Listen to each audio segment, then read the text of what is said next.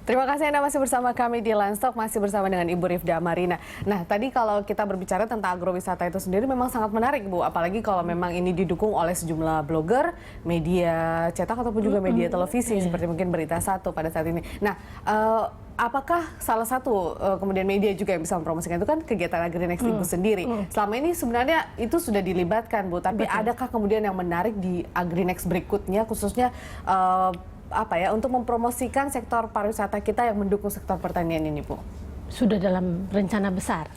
Bahkan sebenarnya kita sudah beberapa kali menampilkan chef untuk dari tahun lalu dari Hotel Sultan. Tahun ini kita dari Hotel Borobudur menampilkan kuliner nasional kita yang ada di buku itu. Jadi saya pilih, saya kasih ke chefnya, tolong ini diajarkan, dan itu penuh, tempat duduknya penuh. Artinya antusiasme masyarakat untuk belajar membuat pangan lokal dengan rasa hotel bintang 5 itu sangat luar biasa. Dan saya juga mengundang untuk pangan organik. Bagaimana mengolah pangan organik, mengolah raw food dan sebagainya. Langsung yang sekarang Made Kerja itu pemilik raw foodnya sendiri yang mengajarkan kemarin di AgriNext. Ini hal-hal yang sangat positif. Cuman memang pertanian kita dari Kementerian Pertanian pun harus menjemput bola dengan menawarkan alternatif bahan yang menggantikan bahan impor. Karena di raw food, umpamanya mereka pakai almond. Sebenarnya kan kita punya kenari. Nah, kenapa nggak kenari? Atau mede, jambu mede? Nah, ini seperti itu. Ini hal-hal yang perlu proaktif. Dan dulu di Kementerian Pertanian kan ada namanya PPHP, sekarang ditiadakan. At least harus ada badan promosi pertanian yang bisa mengakses semua kementerian sektor lain untuk sama-sama mempromosikan agrowisata, untuk sama-sama mempromosikan kuliner Nusantara, karena menggunakan pangan.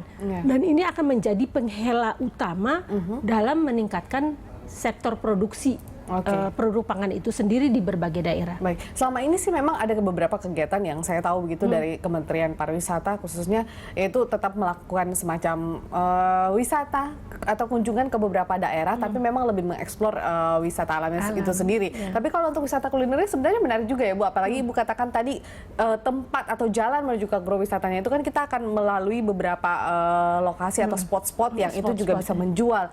Bisa dilakukan semacam field trip semacam itu mungkin ya, Bu? Sebenarnya gini kan, contoh ya, televisi aja, para pemret apa sih namanya, pemimpin redaksi televisi diundang berkunjung ke agrowisata.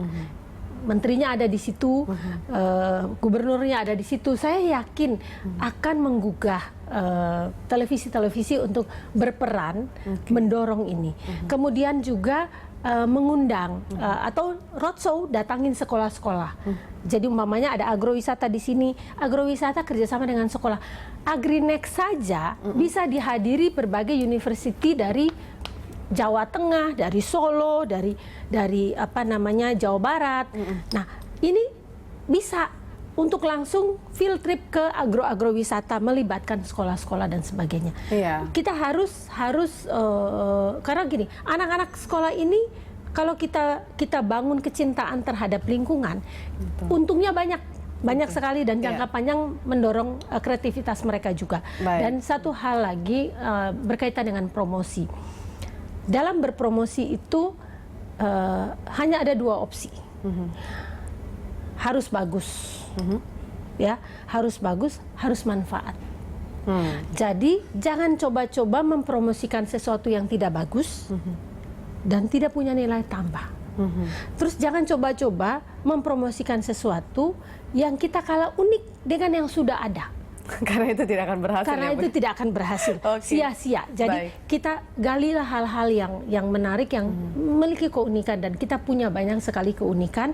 Kita punya bahasa yang berbeda. Jadi kalau wisatawan datang satu daerah, dia dengerin orang ngomong yang berbeda yang pernah dia dengar saja, itu sesuatu yang atmosfer sudah berbeda. Dia berada di lingkungan dengan komoditas yang tidak ada di negaranya pun sudah menarik. orang Jepang kalau lihat manggis itu sampai kagum, sukanya minta ampun. Nah, yang seperti itu yang kita jual. Dan semoga dan lewat AgriNext tahun depan kan kita akan internasional. Berarti kita membuka diri untuk kesertaan dari berbagai negara.